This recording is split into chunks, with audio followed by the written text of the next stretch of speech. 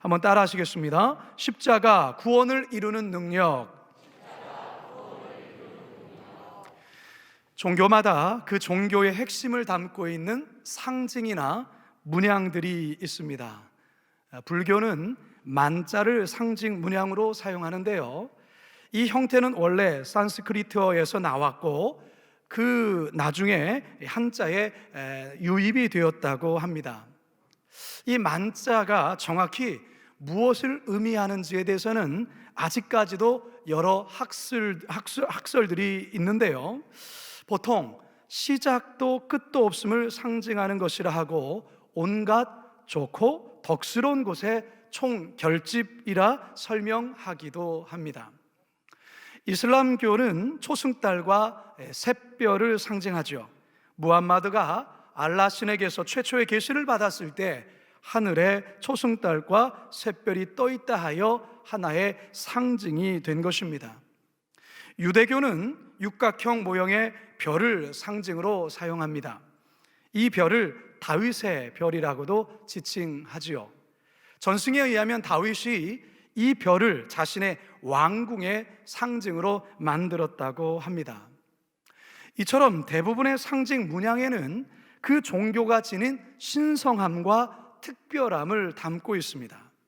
자, 그렇다면 우리가 믿고 있는 기독교의 상징은 무엇일까요? 십자가이죠, 십자가. 자, 여러분, 십자가가 원래 사용된 용도가 무엇입니까?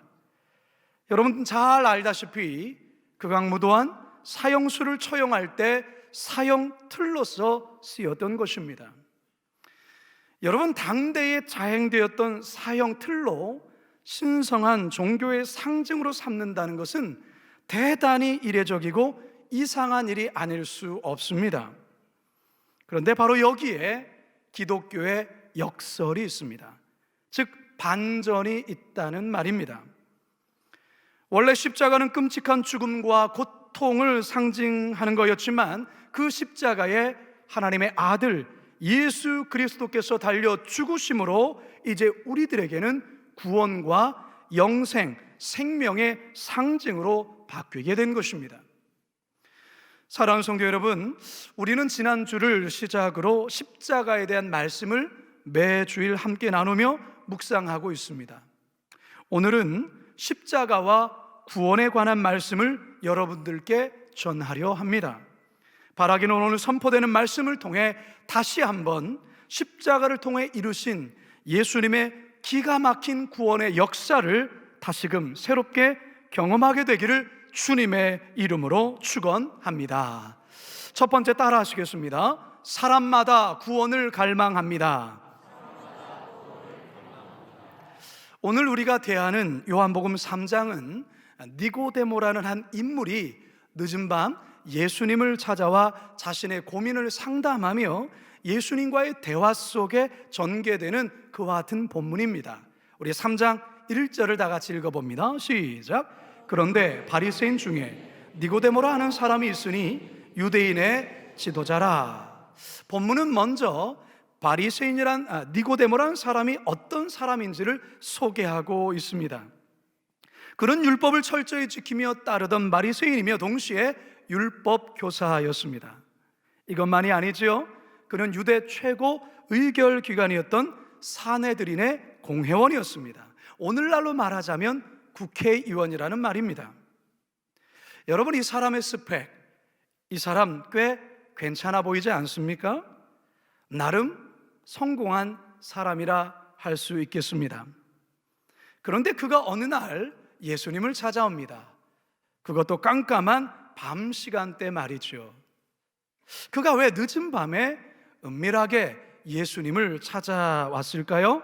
계속 말씀을 함께 보겠는데요, 2절 함께 읽습니다. 시작. 그가 밤에 예수께 와서 이르되 라삐여, 우리가 당신은 하나님께로부터 오신 선생인 줄 아나이다.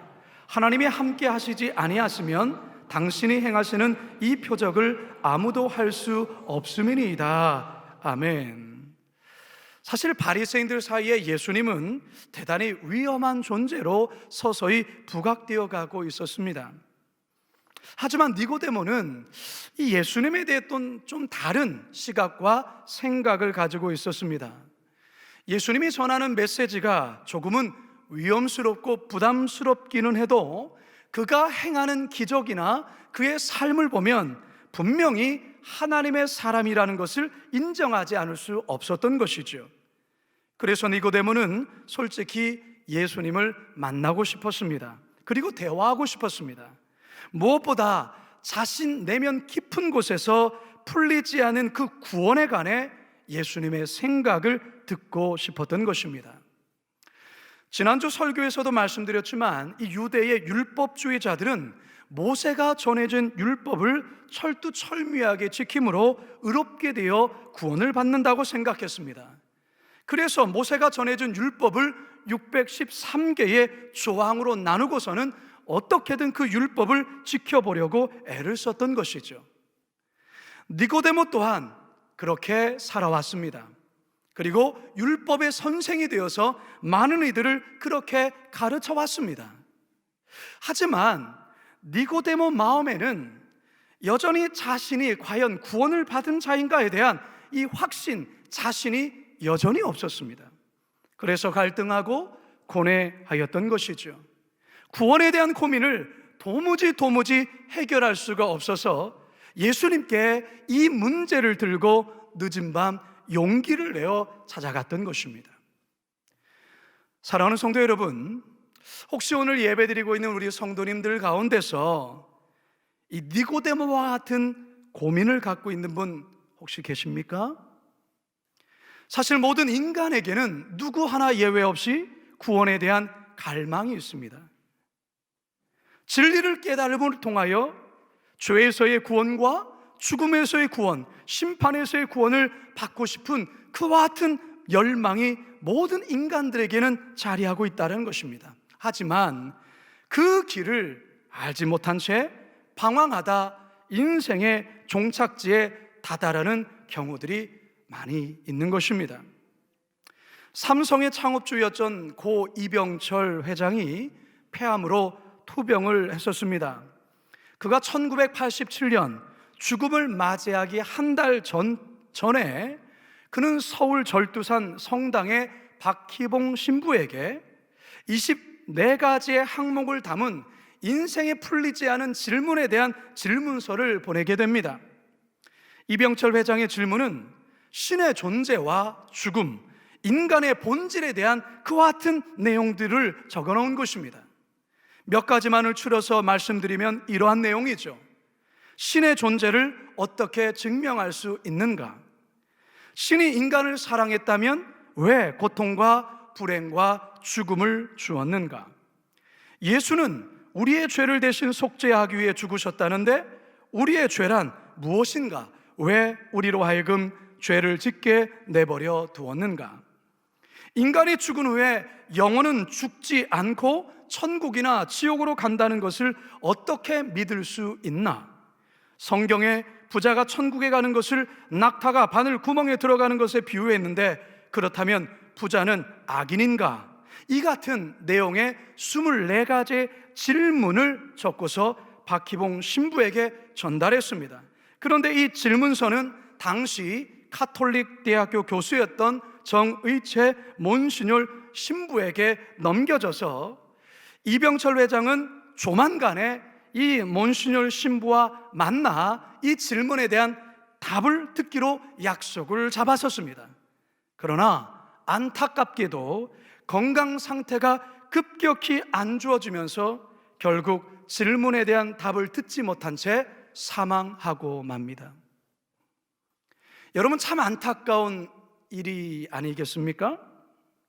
세계적인 기업 삼성을 창업하시고 우리가 상상치도 못할, 우리가 한 번도 만져볼 수 없는 돈도 만져보았을 것이고 세상적으로 대단히 성공한 분이셨지만 안타깝게도 그는 구원의 길을 알지 못한 채 인생이 끝나고 만 것입니다. 만일에 좀 더 일찍 삶과 죽음에 대해 고민하고 하나님을 찾았더라면 얼마나 좋았을까 생각해 봅니다. 사랑하는 성도 여러분, 고 이병철 회장의 이 이야기를 남의 이야기처럼 들어서는 안 됩니다. 성도 여러분, 죽음 이후에 있게 될 저와 여러분 모두는 언젠간 죽음 앞에 서게 될 것인데, 죽음 이후에 있게 되어질 구원에 관해 답을 가지고 계십니까? 죄의 문제와 죽음의 문제에 대한, 구원에 대한 문제를 여러분은 해결하셨습니까? 혹시 현실적인 문제에 너무나도 바쁘고 치중한 나머지 구원에 대한 문제는 지금 당장 급한 것이 아니기에 나중 가서 생각해 보겠노라고 그렇게 미루어 두고 있지는 않습니까? 자녀들 구원의 문제 또한 지금 당장은 좋은 대학 가야 되고 인생에 성공해야 하기 때문에 그건 나중 가서 고민해도 괜찮다라고 그렇게 생각하고 있지는 않습니까? 사랑하는 성도 여러분, 성경은 우리들에게 이렇게 이야기합니다. 누가복음 12장 20절과 21절입니다. 시작. 하나님은 이르시되 어리석은 자여, 오늘 밤에 내 영혼을 도로 찾으리니 그러면 내 준비한 것이 누구의 것이 되겠느냐 하셨으니 자기를 위하여 재물을 쌓아두고 하나님께 대하여 부유하지 못한 자가 이와 같으니라. 아멘. 어리석은 자여, 네가 지금까지 쌓아두고 모아뒀던 그 모든 것, 그러나 오늘 밤에 내 영혼을 도로 찾아가는데 그 쌓아둔 것이 무슨 유익이 되겠느냐. 사랑하는 성도 여러분, 이 하나님의 경고의 말씀이 오늘 저와 여러분을 향한 말씀이라고 한다면 여러분이 이 말씀에 대해서 어떻게 답을 하시겠습니까?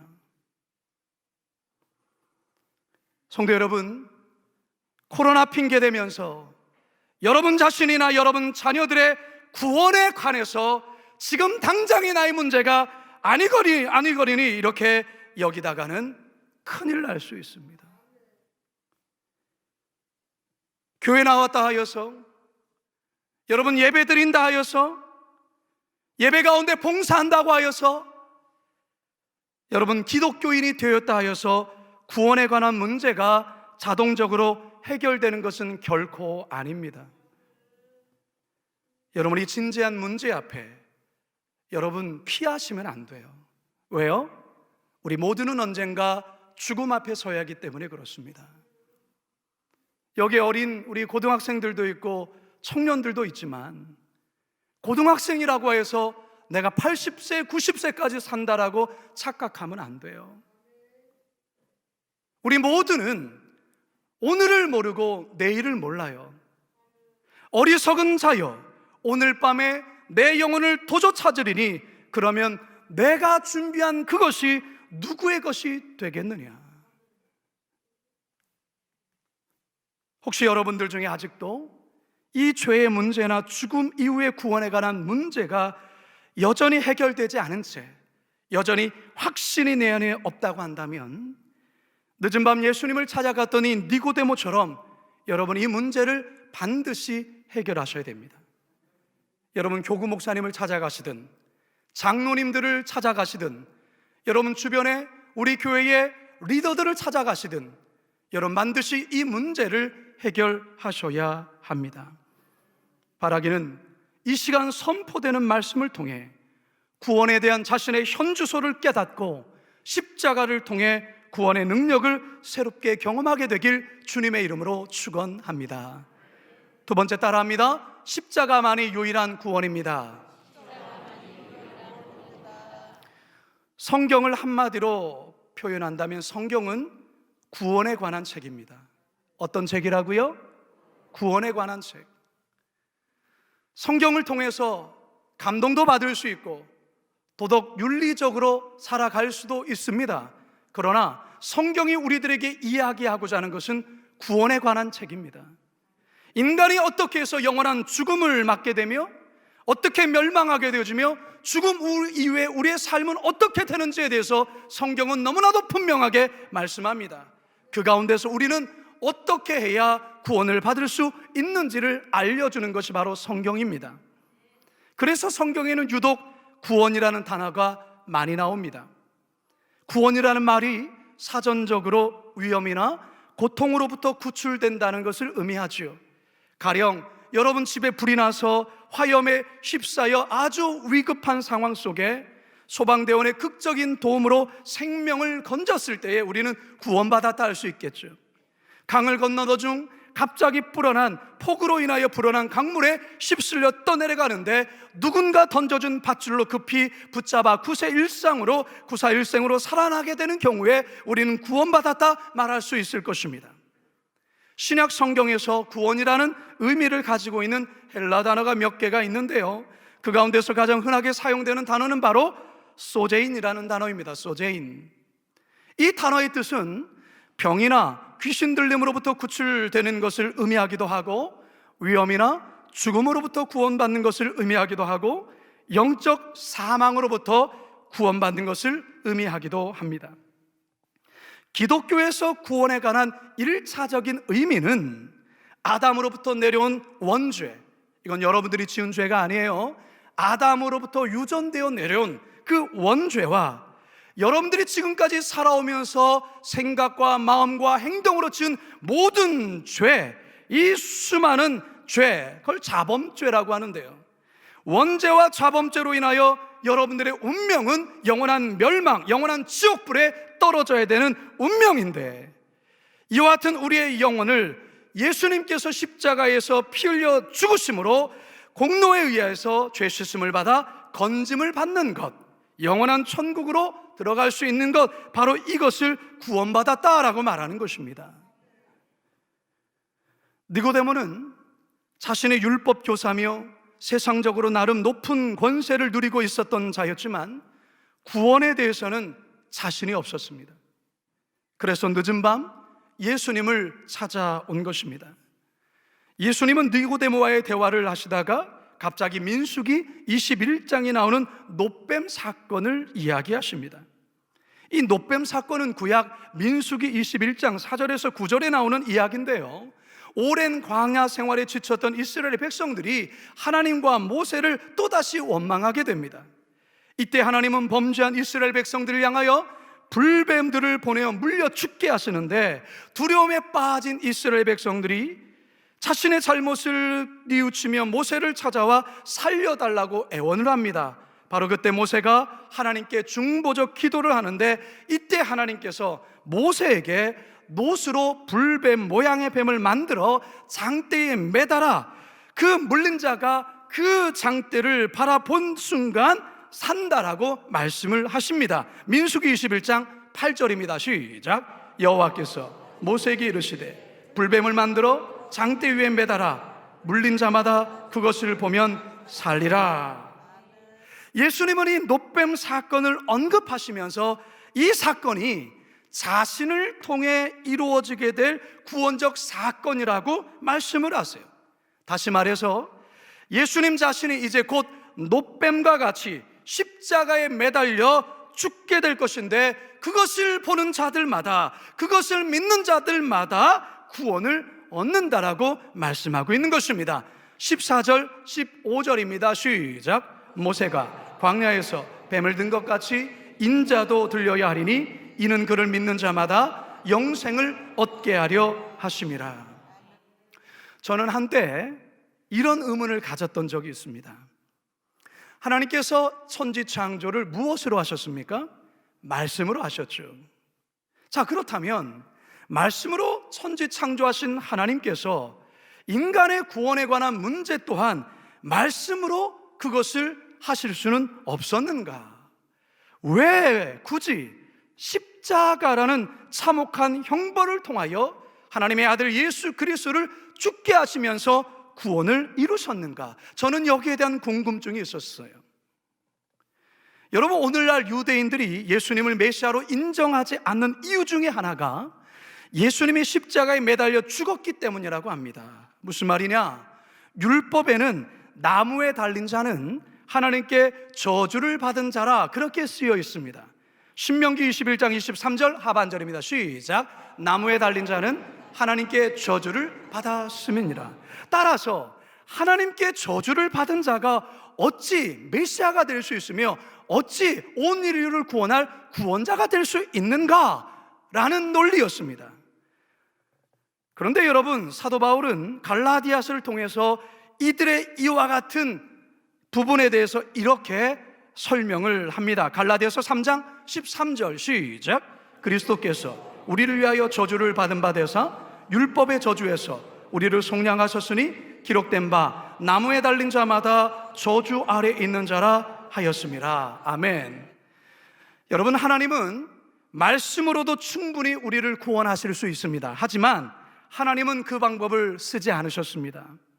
십자가로 굳이 구원을 이루신 이유는 우리를 향한 그분의 한없는 사랑 때문에 그렇습니다. 무슨 말이냐? 십자가를 통하여 하나님은 죄가 얼마나 끔찍하신지를 모든 인류, 모든 사람들에게 보여주신 사건이라는 것입니다. 심지어 하나님의 아들이신 예수조차도 우리의 인간의 죄를 뒤집어 쓰어서 그 죄가 십자가를 통하여 그렇게 죽을 수 있다는 참혹한 것임을 밝혀 보여주는 것입니다. 동시에 우리가 받아서 죽어야 될 그 십자가의 형벌을 하나님의 아들이신 그리스도께서 대신 저주를 받으셔서 죽게 되었다라는 것을 십자가를 통해 친히 세상에 알려주신 거라는 것입니다. 즉, 이것은 하나님의 사랑을 우리들에게 보여주시고자 십자가를 통해 구원을 이루셨다, 그 말인 것입니다. 요한복음 3장 16절입니다. 시작. 하나님이 세상을 이처럼 사랑하사 독생자를 주셨으니. 성도 여러분, 십자가는 원래 저주의 상징입니다. 나무에 달린 자마다 저주를 받은 자였습니다. 그런데 그 저주를 우리 예수님이 대신 받으셨습니다. 내가 받아야 될 저주, 우리가 받아야 될 저주받아 영원히 멸망당하고 형벌받아야 될 우리를 위해 예수님이 십자가를 굳이 지셨던 것입니다. 다른 방법으로도 얼마든지 하나님은 하셨겠지만 오직 하나님은 십자가를 선택하셨습니다. 따라서 성도 여러분, 십자가는 하나님 사랑의 극치입니다. 십자가만이 유일한 구원의 길입니다. 인간의 그 어떤 것으로도 구원에 도달할 수가 없습니다. 그러하기에 이 시간 십자가를 통한 구원의 신비를 우리 모두 깨닫게 되는 은혜가 있길 주님의 이름으로 축원합니다. 마지막 세 번째 따라 하시겠습니다. 예수님을 믿을 때 구원을 얻습니다.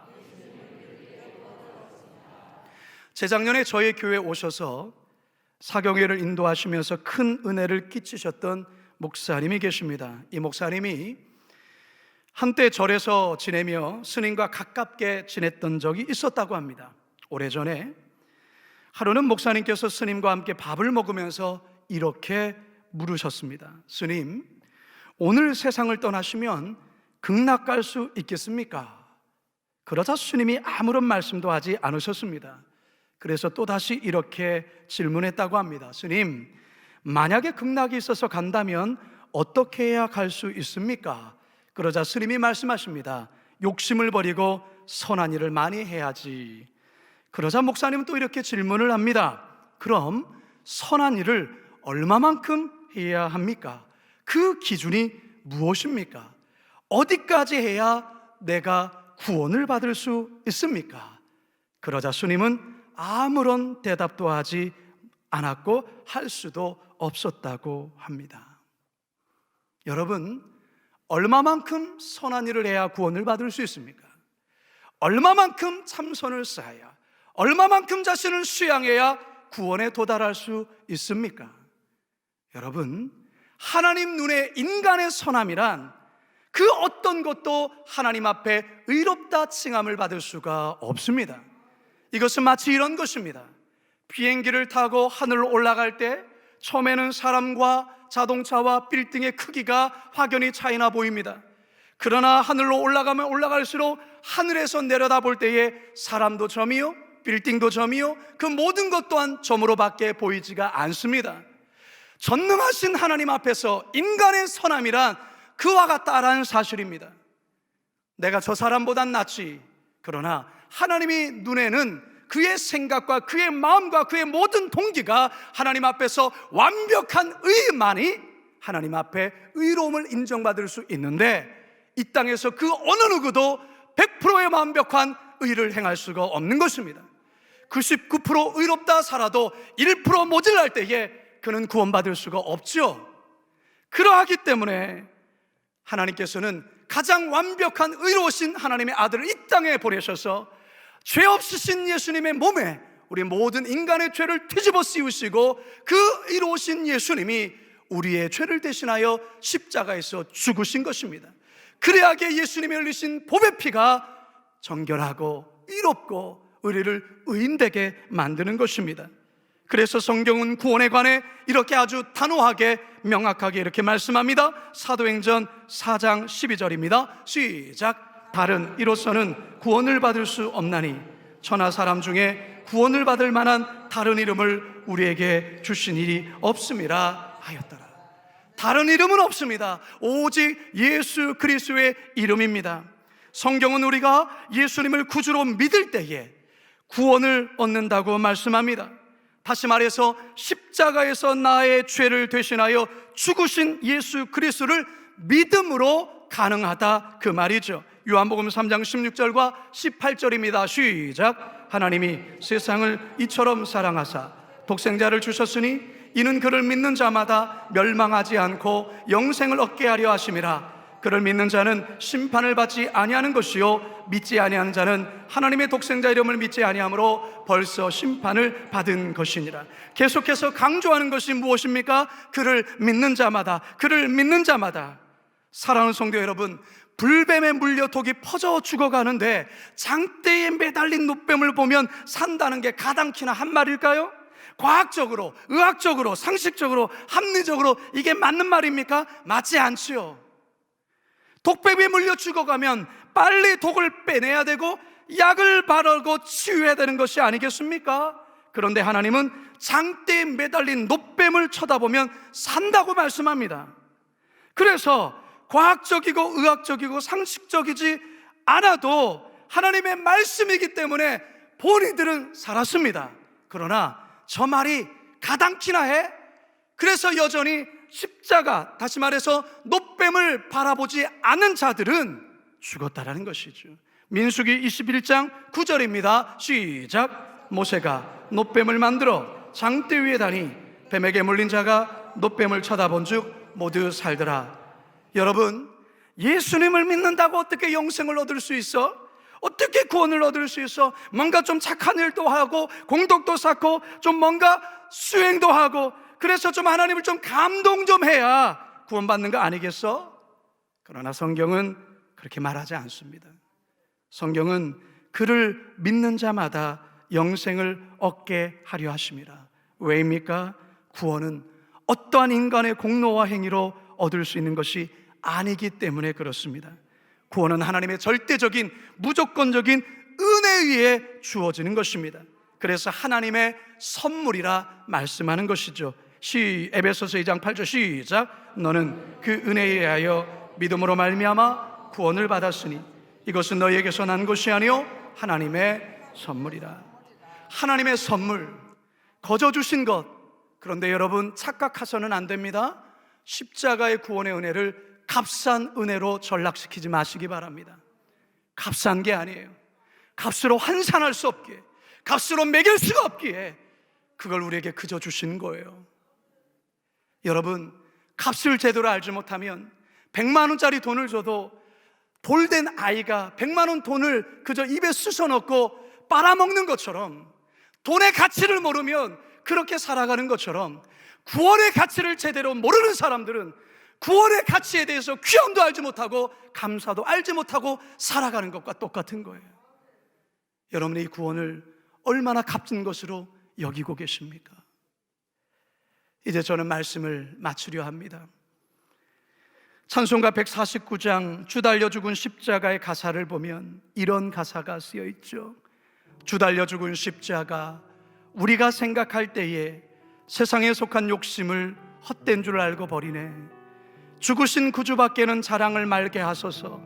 보혈의 공로 힘입어 교만한 마음을 버리네. 못 박힌 손발 보으니 큰 잡이 나타내셨네. 가시로 만든 면류관 우리를 위해 쓰셨네. 온 세상 만물 가져도 주 은혜 못다 갚겠네. 놀라운 사랑받은 나 몸으로 재물 삼겠네. 이 놀라운 사랑을 받은 사람이 세상 가운데 막 살 수 있겠습니까? 세상에 막 사는 사람은 그는 그리스도의 사랑을 제대로 모르는 자예요. 우리는 그리스도의 사랑에 의하여 구원을 받은 자이지 행함으로 구원받지 않습니다. 그러나 그리스도의 사랑을 입은 자는 막 살지 않습니다. 사기치지 않아요. 도적질하지 않습니다. 성추행하지 않습니다. 왜요? 하나님의 사랑의 가치를 알기 때문에 말이죠. 사랑하는 성도 여러분, 세상에서 가장 불쌍하고 억울한 사람이 있습니다. 어떤 사람이냐? 평생 써도 써보지 못할 돈만 모으다가 그거 한 푼도 못 써보고 죽는 사람, 가장 불쌍한 사람, 가장 억울한 사람이에요. 그런데요, 이보다 더 억울하고 불쌍한 사람이 있어요. 평생 교회를 다니고 매주마다 설교도 듣고 종교란에 기독교인이라고 쓰지만 정작 자신은 십자가를 통한 구원의 능력을 믿지 않다가 구원을 받지 못하는 자가 세상에서 가장 불쌍한 사람이고 억울한 자입니다. 저는 오늘 이 예배에 참여하신 여러분이 이러한 불쌍하고 억울한 사람이 되지 않기를 간절히 바랍니다. 또한 여러분의 자녀들이 세상적으로 출세시키고 성공시키는 어떤 희생과 노력을 아끼지 않으면서도 구원으로 인도하는 일에 아무런 관심과 노력을 하지 않는다면 그것은 어리석은 부모요, 나쁜 부모입니다. 그런 부모 되지 마시길 주님의 이름으로 축원합니다. 성도 여러분, 십자가는 구원을 이루는 능력입니다. 이 구원이 우리들에게 어떻게 주어졌는지를 여러분 분명히 아시기 바랍니다. 십자가는 나를 위하여 독생자 예수 그리스도께서 이 땅에 오셔서 살과 피를 찢기시고 벌거벗으시고 그 참담한 그 욕을 당하시면서 나를 위해서 기꺼이 주신 것이 십자가입니다. 그 십자가로 우리에게 구원이 임한 것입니다. 이 구원을 값싼 구원으로 만들지 마시기 바랍니다. 그 십자가 은혜를 날마다 감격하시면서 그 십자가 은혜 붙드시고 주님 앞에 서는 그날까지, 그게 오늘이 될 수 있고 그게 내일이 될 수 있고 그것이 10년 후가 될 수 있을지 모르지만 주님 앞에 서는 그날까지 십자가 붙들고 구원의 길, 생명의 길 능력 있게 걸어가시길 주님의 이름으로 축원합니다. 축원합니다. 축원합니다. 이 시간 함께 말씀을 기억하면서 우리 이 찬양 1절만 함께 고백하겠는데요, 생명과 바꾼 주의 사랑을 잊지 않게 하소서. 함께 찬양합니다. 생명과 바꾼 주의 사랑을 잊지 않게 하소서. 나를 위해 흘렸던 주의 눈물 잊지 않게 하소서. 주의 긍휼과 주의 선하심, 주의 긍휼과 주의 선하심 내가 묵상하오니 내 영혼 위에 베푸신 주의 은혜 잊지 않게 하소서. 우리 가슴에 손을 얹고 고백합니다. 감사합니다.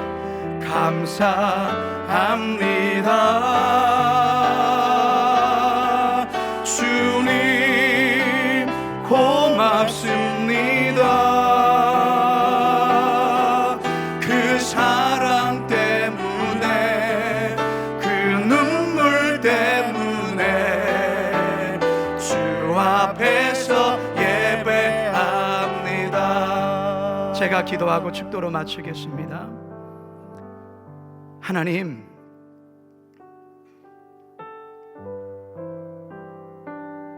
십자가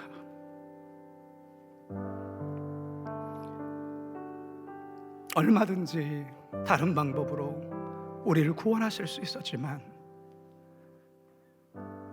자신의 아들 예수 그리스도께 모든 저주를 다 쏟아부으시고 처참하게 십자가에서 죽는 아들을 외면하시면서까지 이 구원을 이루시려고 했던 하나님, 그 사랑을 기억하는 사순절을 보냅니다. 하나님, 죄송합니다. 그 사랑을 늘 잊고 살았습니다. 값싼 구원으로, 값싼 은혜로 바꿔버렸습니다. 주님, 누군가 나에게 많은 돈을 줄 때 너무너무 고마워서 그 은혜 잊지 못한다고 하는데, 돈과는 비교할 수 없는 영생을 우리에게 주셨는데 우리는 이 가치를 모르며 살아왔습니다. 용서해 주십시오. 혹시나 아직도 우리 성도들 중에 이 구원에 대한 확신이 없어서 불안한 성도 있다면 오늘 말씀을 통하여 다시금 예수 그리스도를 내 구주로 영접하고 인정하며 하나님의 자녀 구원받은 백성 되게 하여 주시고, 이미 그 구원을 알면서도 세상 바빠서 코로나 핑계대며 살아가고 있는 성도 있다면 다시 정신 차리고 이 십자가의 구원에 감격하며 그리스도인다는 삶, 그렇게 살아가는 성도들 되게 하여 주옵소서. 감사하며 예수님의 이름으로 기도드리옵나이다.